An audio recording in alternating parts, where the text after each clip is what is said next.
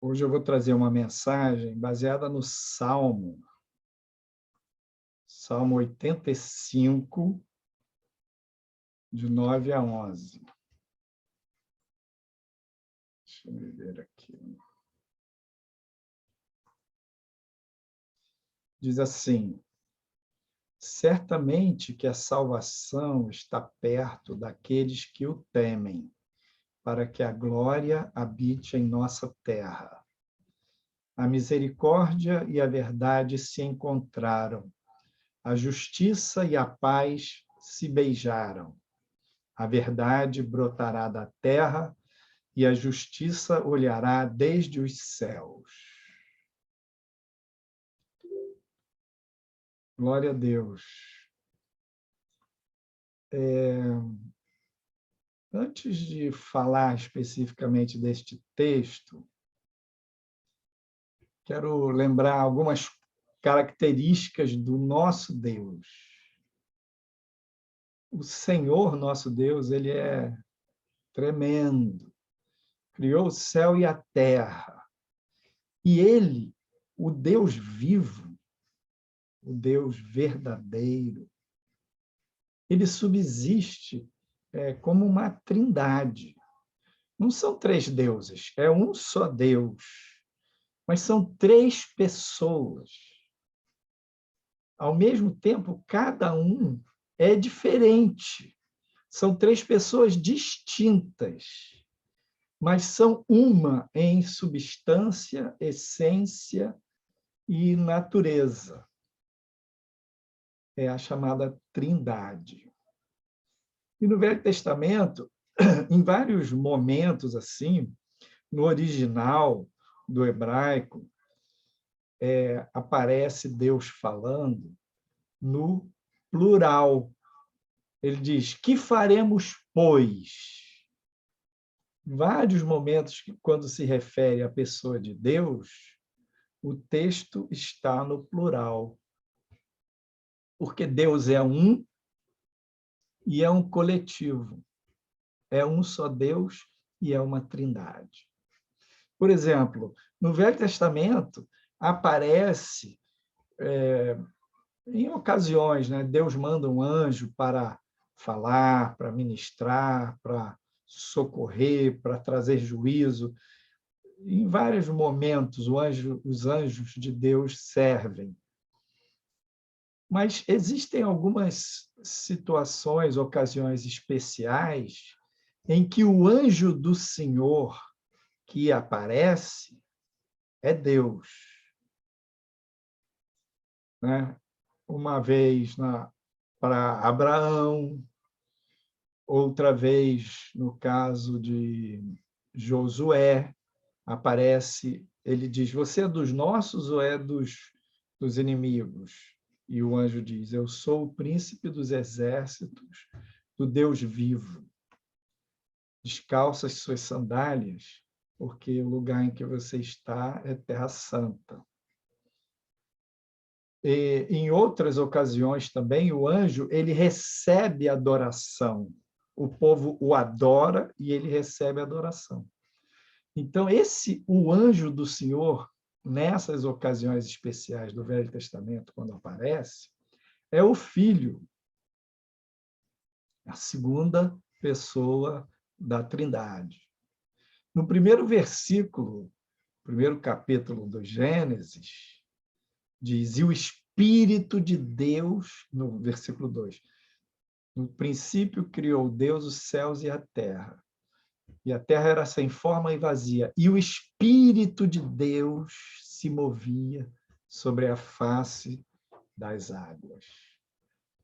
Então, o Pai, o Filho e o Espírito Santo são um só em essência, em substância e em natureza. Mas é muito lindo a gente poder se relacionar com Deus aprendendo com essas três pessoas da Trindade. Os três são Deus. Quando você adora a Jesus, você está adorando a Deus. Um dia, Felipe estava falando com Jesus e ele disse: Senhor, mostra-nos o Pai, o que nos basta. Jesus disse, Filipe, eu estou há tanto tempo com vocês. Quem me vê a mim, vê ao Pai, porque eu e o Pai somos um. É muito lindo isso. Jesus recebe a adoração, porque ele é Deus. No princípio, era o Verbo, e o Verbo estava com Deus, e o Verbo era Deus, e todas as coisas foram feitas por ele. Sem ele, nada do que foi feito se fez. Ele é o agente criador. O Pai, o Filho e o Espírito Santo. A esse Deus uno, trino, nós rendemos louvor, rendemos graças, rendemos adoração, nós amamos.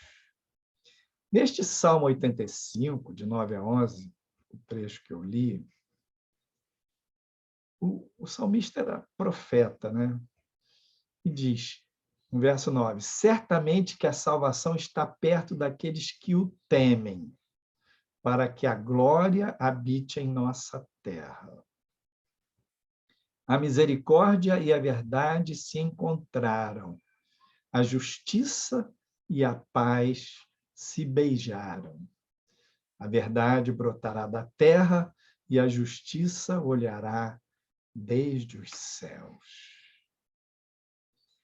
É um salmo profético que fala dessa expressão do Filho, que fala que a glória habitaria na terra.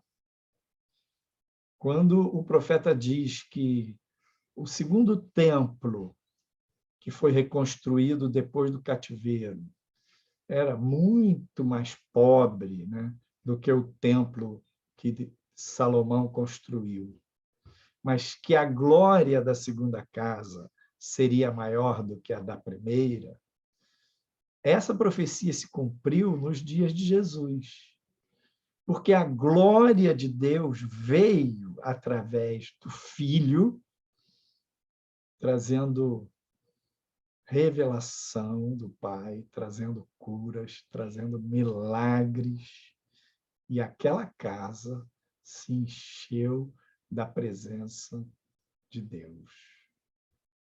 A misericórdia e a verdade se encontraram. Na pessoa de Jesus, ele era a verdade. E as misericórdias do Senhor, do Deus vivo, do eterno, estavam manifestas, reveladas na pessoa dele. A paz e a justiça se beijaram na mesma pessoa, Jesus, o homem santo, Jesus, o homem justo, e um homem de paz, manso e humilde de coração. A verdade brotará da terra. Ele disse, eu sou a verdade, o caminho e a vida. Ninguém vem ao Pai senão por mim. E a justiça olhará desde o céu. A justiça de Deus, a misericórdia de Deus se revelou na pessoa de Jesus, quando ele morreu em nosso lugar, quando ele foi oferecido como Cordeiro de Deus que tira o pecado do mundo. No princípio era o Verbo, e o Verbo se fez carne e habitou entre nós. E diz João, e vimos a sua glória, como a glória do unigênito do Pai, cheio de graça e de verdade. Então, ele, Deus, o Eterno, enviou seu Filho, que se encarnou, que assumiu a condição humana. O Espírito Santo visitou Maria e no seu ventre tocou milagrosamente. Embora ela, virgem, não tivesse contato sexual com nenhum homem, ela concebeu. E o anjo disse: porque o santo que de ti há de nascer será chamado Filho de Deus. Jesus era este santo, o Filho de Deus. Ao mesmo tempo, a mãe dele, verdadeiramente, era Maria. Então, ele era realmente humano. Sentia dor, cansaço, precisava comer, dormir. Ele era passível de morrer. Então, ele era, ao mesmo tempo, verdadeiramente humano, verdadeiramente divino. O céu e a terra se encontrando, a eternidade e o tempo, o divino e o humano se mesclando numa só pessoa. Agora, a designação que Jesus mais usou, o nome, né, que ele mais usou a respeito de si mesmo, foi o Filho do Homem. Ele se refere a si mesmo como o Filho do Homem. Dezenas de vezes. Por quê? Ele estava querendo enfatizar a sua humanidade. Isso é muito lindo. Ele veio para cumprir uma missão, para realizar uma obra, e essa obra, a obra de amor. Embora ele fosse humano, ele era divino. Embora ele fosse divino, ele era verdadeiramente humano. Diz Paulo que ele se empobreceu para que ele se tornasse homem de verdade, como um bebezinho frágil, que cresceu, que desenvolveu, que andou na terra e era mortal. Ele teve que se despojar de algum dos atributos divinos. Por exemplo, Jesus, ele não era onisciente. Ele não era onipotente. Ele não era onipresente. Esses atributos que caracterizam Deus, enquanto aqui na Terra, Jesus não estava onisciente. Por exemplo, ele diz: aquele dia e hora ninguém sabe, nem os anjos no céu, nem o Filho do Homem. Porque ele, como homem, a mente dele recebia revelação, entendimento de Deus, mas ele não sabia tudo. Ele não podia ser onisciente com a mente humana. Muitas das coisas que ele sabia, que se passava no pensamento, no coração dos fariseus, ou de Natanael, que quando estava debaixo da figueira, era revelação. Onipresente. Ele não podia ser onipresente, não podia estar na Galileia e na Judéia ao mesmo tempo. Então, ele se empobreceu para tornar-se verdadeiramente humano. Ele também, Jesus, embora o poder de Deus operasse nele, ele disse: eu de mim mesmo não posso fazer obra alguma. As obras que o Pai me dá, estas são as que eu faço. Ele, se fosse todo-poderoso, não morreria, não sentiria cansaço, nem fome, nem dor. Então, ele era verdadeiramente homem. Ao mesmo tempo, estranhamente, ele era Deus. Coisa maravilhosa esse mistério. Então, A misericórdia e a verdade se encontraram. A justiça e a paz se beijaram. A verdade brotou da terra, o Filho do Homem, que era a verdade. E a justiça, a benignidade de Deus olhou desde os céus. E ele veio como Filho do Homem. Diz Paulo lá em Colossenses capítulo 2, porque nele habita corporalmente toda a plenitude da divindade. Então, embora ele fosse verdadeiramente humano, no máximo que a divindade poderia se revelar numa roupagem humana, na instrumentalidade do humano, em Cristo, a plenitude da divindade se manifestou. Então, ele foi assim o nosso Messias, o nosso Salvador, o nosso exemplo máximo. Em Hebreus capítulo 1, versos 1 a 3, diz assim: havendo Deus antigamente falado muitas vezes e de muitas maneiras aos pais pelos profetas, a nós falou-nos nestes últimos dias pelo Filho. Ora, Deus falou de muitas maneiras. Falou usando diferentes instrumentos ao longo da história de Israel, mas nos últimos dias, Deus falou através do seu Filho. E João diz, nele o Espírito não tem medida, não tinha restrição, porque ele era um vaso santo, perfeito, homem justo, sem pecado. Ainda em Hebreus 1, 2 diz, a quem constituiu o herdeiro de tudo, por quem também fez o mundo.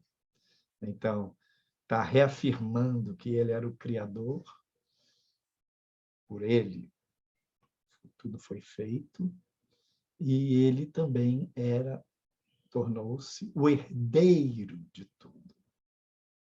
E no verso 3 diz, o qual, sendo o resplendor da sua glória e a expressa imagem da sua pessoa, se referindo a Deus, e sustentando todas as coisas pela palavra do seu poder, havendo feito por si mesmo a purificação dos nossos pecados, assentou-se à destra da majestade nas alturas. Coisa linda, coisa maravilhosa, porque Jesus era o verbo que se fez carne.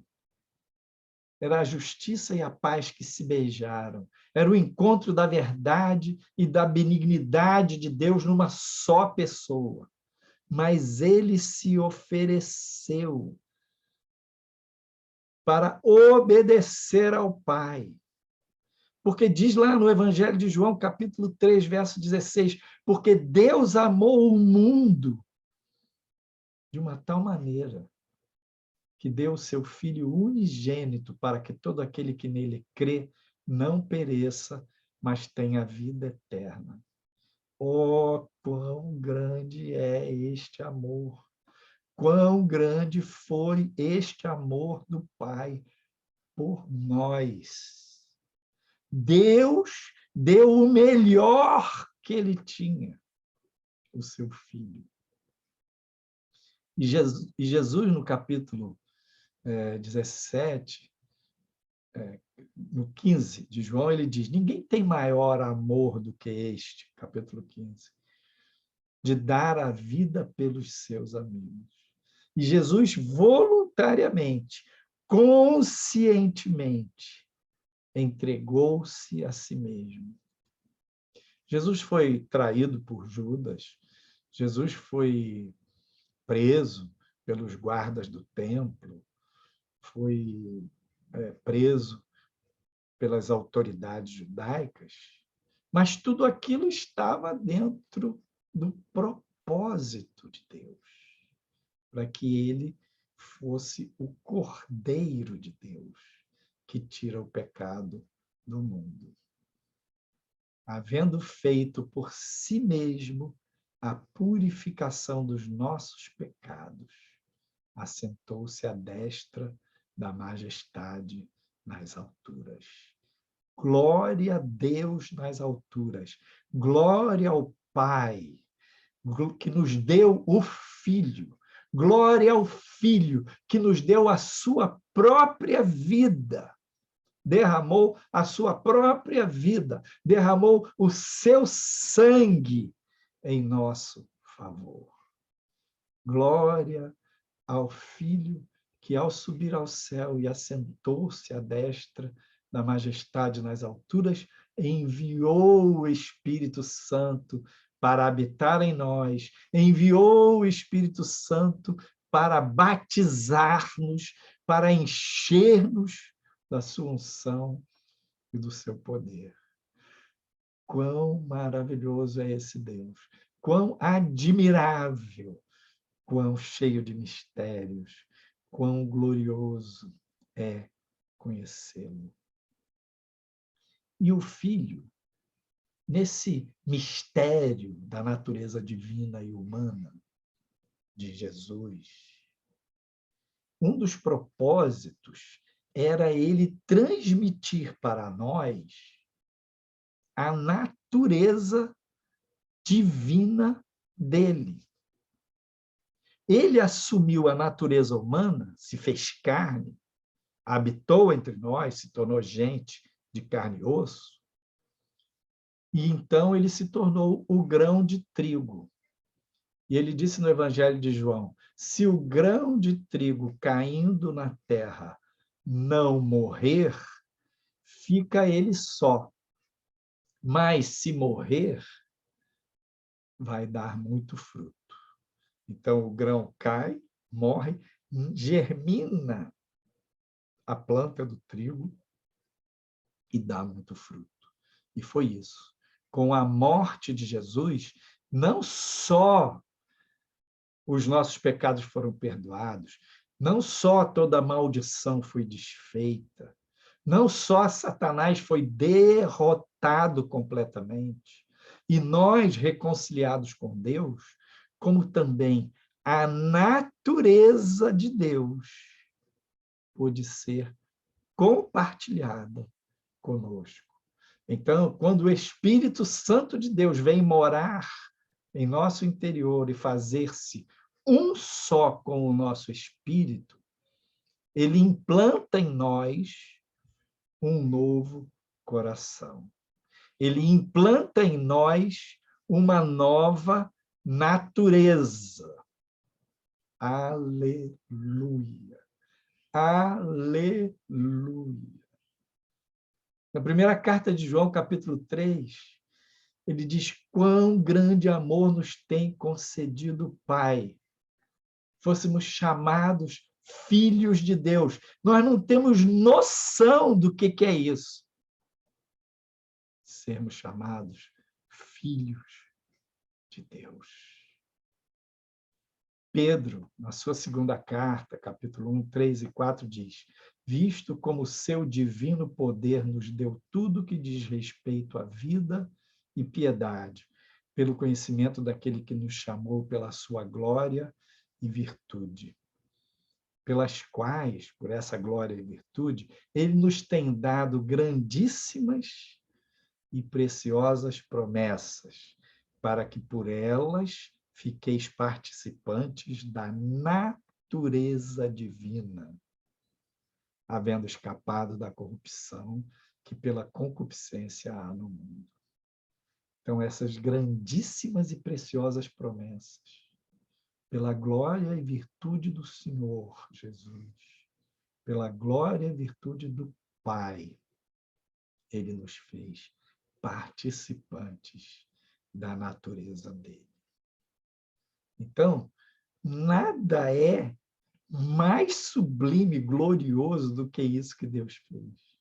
Nada pode revelar tão grande amor como esse de Deus ao nos enviar o seu Filho.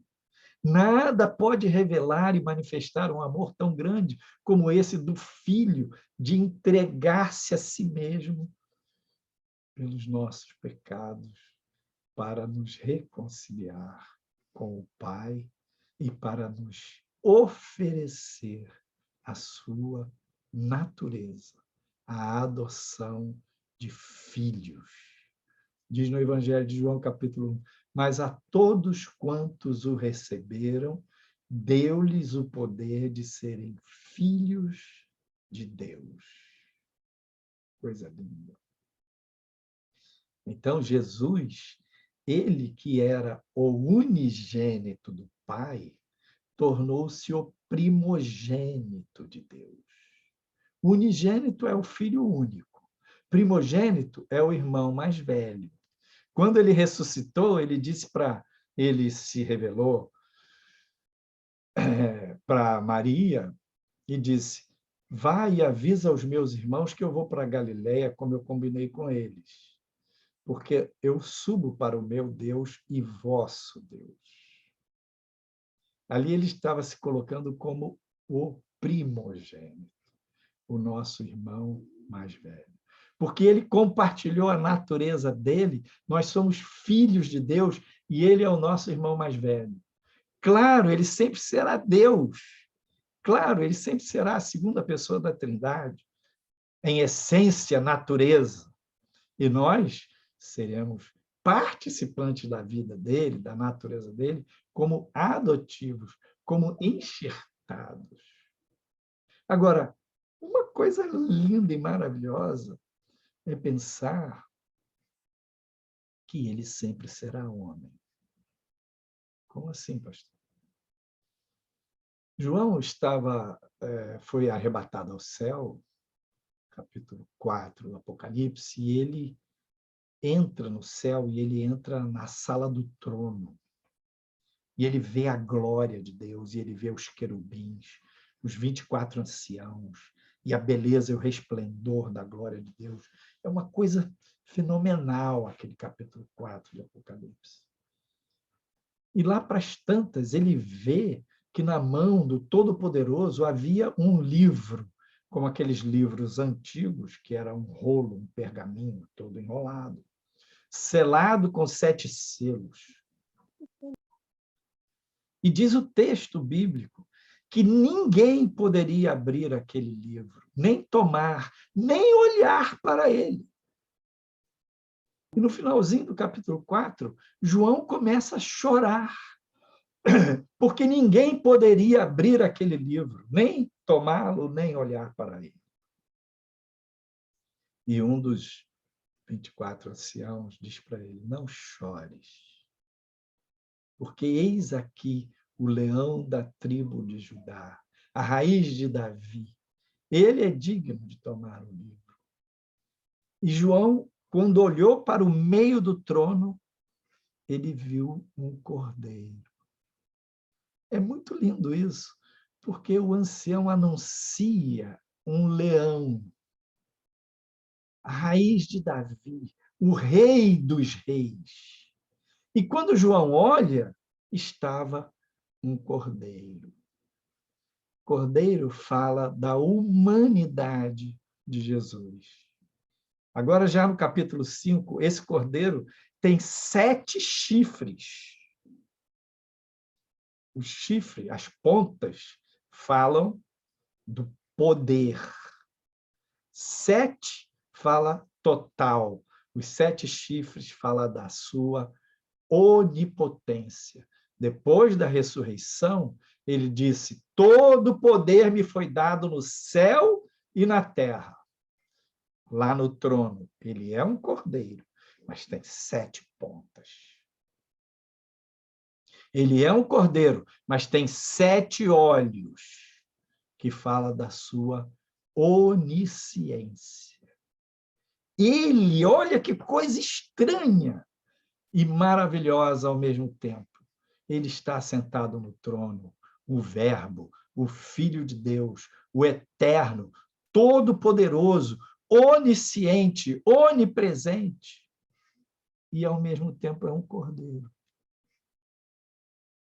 Ao mesmo tempo, quando ele assumiu a natureza humana e ressuscitou como o segundo homem, Paulo, em 1 Coríntios 15, ele fala do primeiro homem, que é Adão e todos os seus descendentes, e Jesus nasceu desse primeiro homem, de Maria, do ventre de Maria. Então, ele tinha essa humanidade como a nossa. E, ao morrer e ressuscitar, ele tornou-se o segundo homem, que é do céu. Ao morrer e ressuscitar, houve uma definitiva e eterna mescla do divino e do humano nessa nova criação. Ele como o primogênito. Então, ele continua sendo eternamente Deus e continuará sendo eternamente homem, o nosso irmão mais velho, o primogênito. E nós que nele cremos, que o recebemos como Salvador, recebemos um novo coração, uma nova natureza, o Espírito de Deus habita em nós, e na ressurreição seremos semelhantes a ele. Teremos um corpo eterno, glorificado como o dele, e seremos chamados os filhos de Deus. Gente, isso é show. É o máximo, é o top do top. Deus revela o top do amor dele nos dando o seu filho. O filho revela o top do top do amor dele, nos dando a sua vida, derramando o seu sangue. Para quê? Para nos tornar filhos de Deus. E aí, no Apocalipse, para encerrar, nos capítulos 2 e 3, Jesus fala as 7 cartas das 7 igrejas. E no fim de cada carta que ele se apresenta, ele dá uma reprimenda, ele dá uma palavra de orientação, ele traz uma promessa. Então, eu vou falar rapidamente assim, dessas promessas. Quem vencer vai comer da árvore da vida, ou seja, vai viver eternamente. Não receberá o dano da segunda morte. Quem vencer vai comer o maná escondido, terá uma pedra branca com um novo nome. Você vai receber uma pedra branca. Nós não temos noção do que é isso. Você vai ter um novo nome, uma pedrinha branca. Quem vencer terá poder sobre as nações e as regerá com vara de ferro. E vai receber a estrela da manhã. Oh, aleluia! Será vestido com vestes brancas e o nome dele vai ser registrado no livro da vida. E o nome dele vai ser confessado diante do Pai pelo Filho. Vai ser coluna do templo de Deus e terá inscrito nele o nome de Deus. Veja, você vai receber uma pedrinha branca com um novo nome.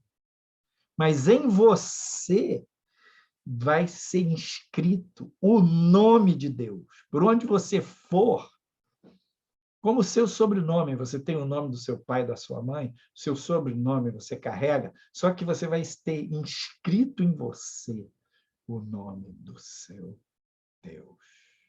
Eita, coisa maravilhosa.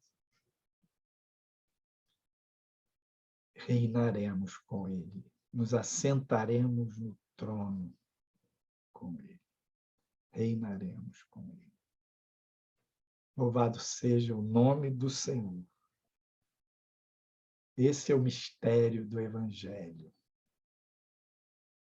da crucificação, da ressurreição, da ascensão e da doação de Deus do seu melhor, o seu Filho, para nós.